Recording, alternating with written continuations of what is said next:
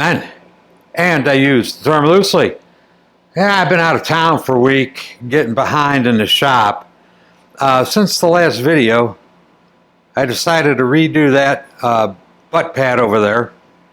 I like it now better. I used cross stitch, but we'll look at that later. In the shop, some of the jobs I got to get done. Right here, valve job. I think these are, I don't know if these are 900 or 1000 cc heads. We'll figure that out later, but it's going to need the hardened seats. I could tell by looking at the valves that they've been cut very deeply. Over there, I got a set of flywheels customer wants rebuilt. These are 900 cc flywheels for sure.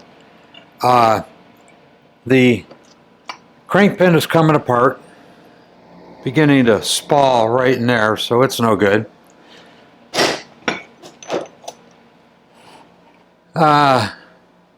Pinion shaft out around by like 5 thousandths, it's no good. And this is a 77 or later sprocket shaft in 900 cc flywheels. So the Timken bearing that was pressed on here is going to be the wrong size for a 900 cc sprocket shaft because these take a bigger bearing. Plus the bearing has a radius on the back that the earlier sprocket shaft bearings don't, the Timken bearings don't have. So yeah, that's going to be expensive. And over on the other end of my bench, I got my leather working stuff for the seat I've been working on. One of you commenters told me I should look at the Tandy Leather website. And there's a Tandy Leather store not real far from me. So yeah, I've been there. Thanks. Appreciate the suggestion, but I'm already on it. But I got my straps, hole puncher, some test pieces, but anyway, the leather stuff. As far as things on my bench are concerned, right under this pile of rags is a very special project. Top secret. If anybody wants to hazard a guess as to what it is, the first one who guesses right, coffee cup and stickers. Yeah, there's not much there to go on. There are a couple of kind of telltale things, even with as much of it covered up as there is, that'll give you a small, tiny little clue. But yeah, that's going to be down the road a ways. Over there is a Magneto. The owners had some interesting problems with that. Let's take a closer look. This is a Morse Magneto neodymium magnet. His problem is the drive for the tack cable tore the teeth off of the shaft. And to this guy, it's an original bike. To him, having the original tack, appearing tack and all that is important. And he would like it to work. So it's torn the teeth off of that. I don't know if I'm going to go into who did the work on this or not. I might later on. I got to think about it. But anyway, new magnet shaft installed. Apparently this happened in like 5 miles. So he sent it back to the guy who did the work. It wasn't me, although there's no way I would have anticipated that happening, and I could have easily done the same thing. They replaced the magnet and the shaft, and guess what? Here's the other shaft. Same thing happened again. This is a conventional magnet, and I did a Gauss test on it. 780 on one side and 6 on the other. So in addition to being torn to shreds over here, this magnet, well, this might be enough to get one, get your spark to get it started. But the magnet is really no good on this. So he's got two bad magnets and shafts. The solution to maintain the original look, well, let me say this. The shafts with a good magnet and a tack drive are unavailable. The solution, I believe, to maintain the original look is I've got the short magnet in here. It's a Morse Magneto neodymium magnet, and it's the one that takes the hex drive. So anyway, you install that magnet, you take the base, and you install a hex drive in the base. And that will give you the original look. It should give you the tack drive. Now, those other two gears, I could cut easily with the file. This is hard stuff. This does not cut with the file at all. And you might see a little blue on there. Yeah, you might see a little blue in there. I spun this thing with some Prussian blue on the gear. And, you know, I don't see any reason why that tack drive gear should be tearing up this shaft. It looks like it should work okay. But anyway, today, well, after I put this back together again, this is done. But we got to test it. Okay, so this drive actually leads to the next problem magneto, which is this one here. It's a big twin drive on it, and he wants to put it on a Sportster, so I need to get one of these and put it on this magneto. Now this owner is not aware as to whether or not this magneto works, so we're going to test this magneto with this drive and check it out, see whether it needs any other parts to it. If it does, we'll get them ordered, and we're going to get them a new drive ordered. So we'll do this first. We'll check this magneto first, and after we're done checking it, we'll do a final checkout on this one. All right, I got my mag that needs the longer shaft queued up in the test fixture on the lathe. I got my usual 50 psi air going into the spark chamber over here. And if I haven't mentioned it before, although I think I have, the reason I chose 50 is because when I have a compression tester hooked up to a bike and I'm kicking it over, that first couple of kicks generates about 40 or 50 psi. So this simulates pressure in the cylinder during kicking. So we'll just turn this on and dial it in. Alright, that's 110, nothing. Alright, 200, 204 thereabouts, nothing. 250, nothing at all. So this mag is no good. It's not producing any spark at all at 250. 305, nothing. 400, nothing. Alright, 500 and nothing. So this magneto has a problem. We're going to pull the owner's cap off.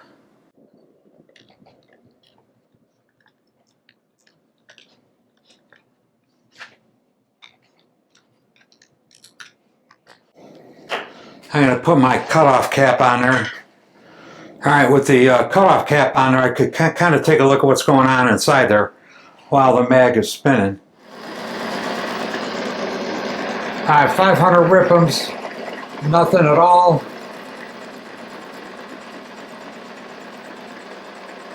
I saw something spark. The point spring is just barely clearing the screw in the point base, but it is clearing. He doesn't have a kill switch wire hooked up at all. The one wire there is, well, the two wires, the one to the coil and one to the condenser, look okay.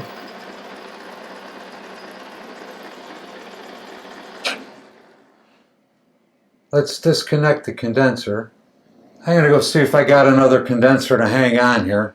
Alright, I got his condenser disconnected from the circuit. So we're going to measure the capacitance. It's 189 nanofarads. It should be 220, but I think 189 should still work. Probably. I got another condenser here that is 230, which is well in the range that it should work. So we're going to pop that in there and see what happens. While I got the coil disconnected, let's check it out. Okay, the coil has got about 0.3 ohms, which is probably okay. Let's check the secondaries out. Secondary is 13.2K, so that should be okay. So the only thing I'm finding wrong so far is the capacitor was a little higher value than I think it should have been. Let's hook this back up and see what happens. Alright, 500 RPM and still nothing. So it's not the capacitor, it still could be the coil. So when I get this one apart, I gotta suspect the magnet, and we'll put the Gauss meter on it and check it out. But anyway, this one I'm gonna need to tear completely apart to get it to work. Alright, this is the mag that needed the spiral drive gear for the tach replaced. So I didn't replace any sparking parts in here like coils, points. Oh, the magnet I did replace, yeah. So let's see if this one works.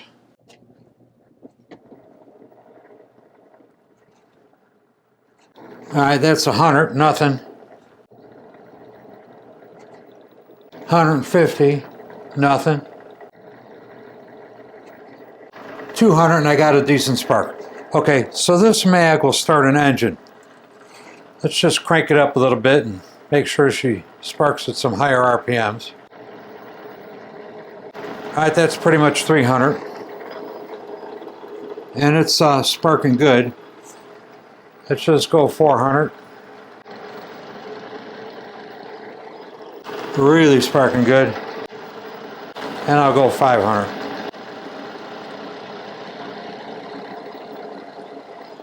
And it's a flamethrower. But, you know, this guy's problem was with the spiral gear. So I want to look in there, and I could see it turning. It doesn't look like it's running out. I don't see anything weird going on. No weird vibrations in there. Just the gear turning. We're going to kill this. We're going to put the drive cable in. And let's see. We're going to fire it up, and I'm just going to let it run to see if it tears up the drive gear like it did his other two drive gears. Spark and rotation on the cable. And I'm just going to let this run for a while. Let me crank it up to like 600 RPMs.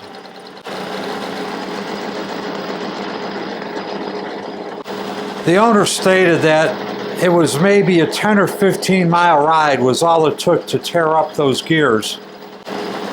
So that's probably 10 or 15 minutes at, say, 3,000 to 4,000 RPM,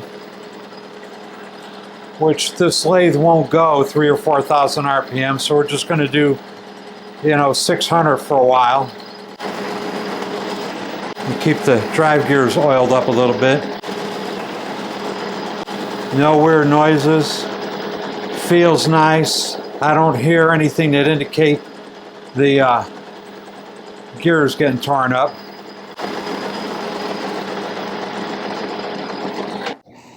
Alright, I'm going to shut it down, and I'm going to go get my phone so I could actually time it. I'm going to take a look in there and see if anything weird is going on. No metal flakes. Nowhere that I could see. Looks good to me. I'm gonna I got some grease on there. I'm gonna shoot a little oil in there. And let's fire it up. I just started a stopwatch running on it.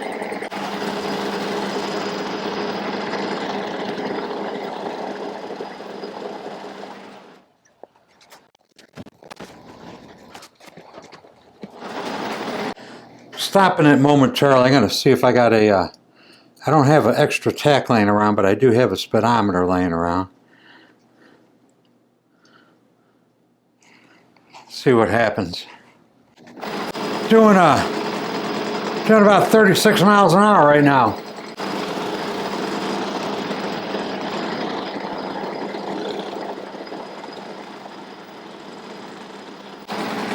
Gonna take a quick look at the gear. It's not warm. Teeth look okay on the spiral cut. No metal in there.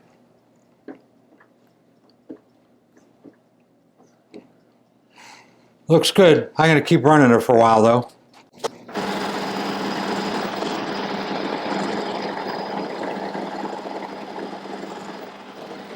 Got about 10 minutes of running time on it. Killing a spark just for fun.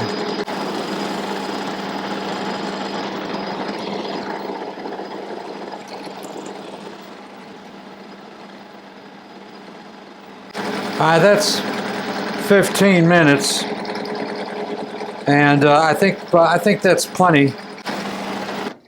The gear's not even warm.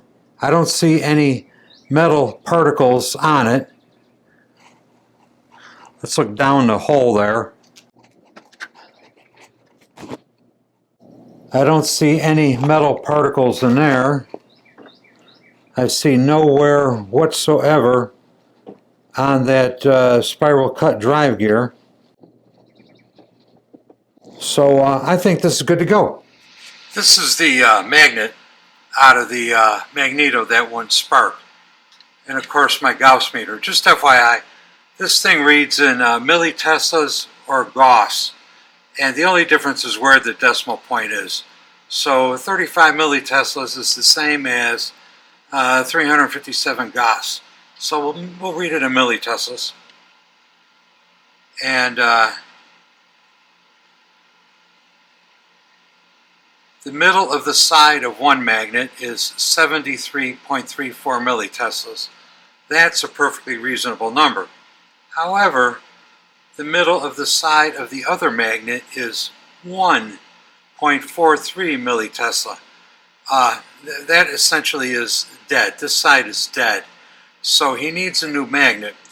I've seen these before where one side is dead but the other side is good, and they usually still produce a spark, although at much higher RPM, but they do work. So I'm a little surprised that this one doesn't work at all. It does have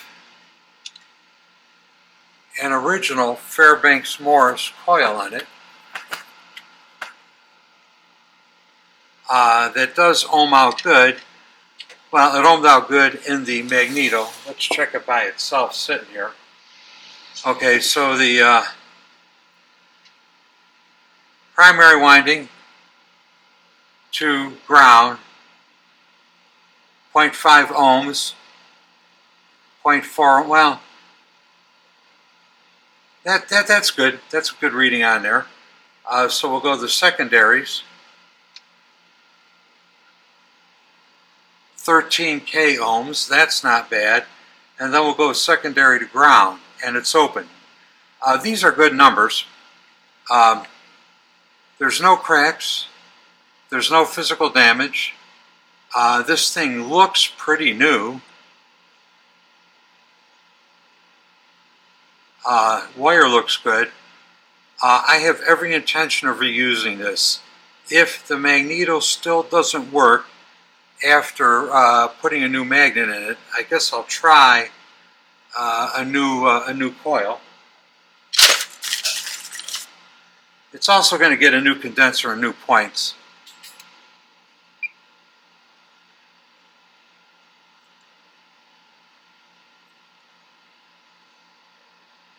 This condenser, 189, that's a little low. It should be in the 220 area.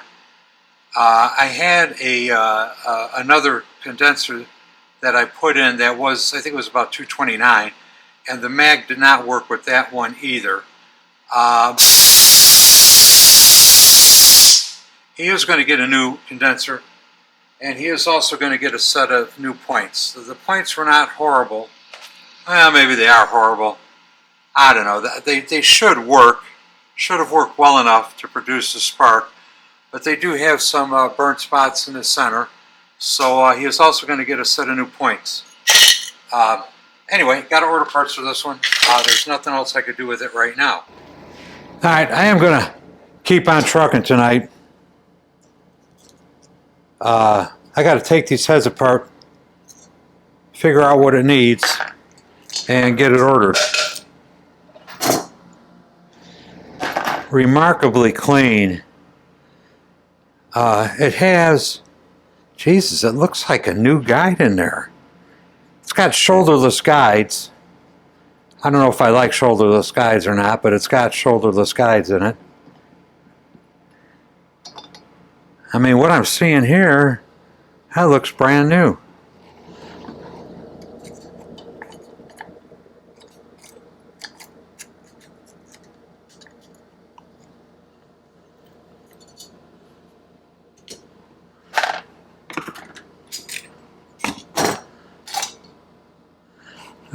This one's not looking so good. Jesus, the guy, whoa. Is the camera picking that up, how loose this is? Jesus. And it's cracked too. Huh, okay. So why would somebody take it apart and do the intake valve, but not the exhaust valve? See these pliers? They're just right for grabbing one of the steps on the lower collar. I do believe these are what was called battery pliers back in the 40s. There's so much carbon on this exhaust that the collar doesn't want to come up and over. Oh, and the crack has kind of mushroomed it out. Yeah, I might have to knock that through to get it out of there. Let's see what these valves look like. Well, that's definitely not new. It's actually not in bad shape. Margin is a little thin. The seat was just lapped, it looks like. Something weird going on with the exhaust valve side of it. This seat is really sunk deeply in the head. So yeah, to get this anywhere near the right dimensions, it's going to need a hardened seat put in there. Now, how the hell they even cut this? Jesus, I don't know, something's messed up with this. It looks like there might even be a hardened seat in there already. I think you could see how wallowed out this exhaust valve is. I mean, this is one of the things where you can measure the clearance with a ruler, not a micrometer. But yeah, that's trashed. All right, I got the other head. No, I don't keep track of where they came from. Everything is probably getting replaced anyway. Yeah, this one is another one you can measure with a ruler and not a micrometer. Let's see, that's the exhaust. So both exhaust guides are totally and completely trashed, front and rear. This one doesn't look cracked, but it's all wallowed out. And once again, there's so much carbon on it, I can't get the lower collar off.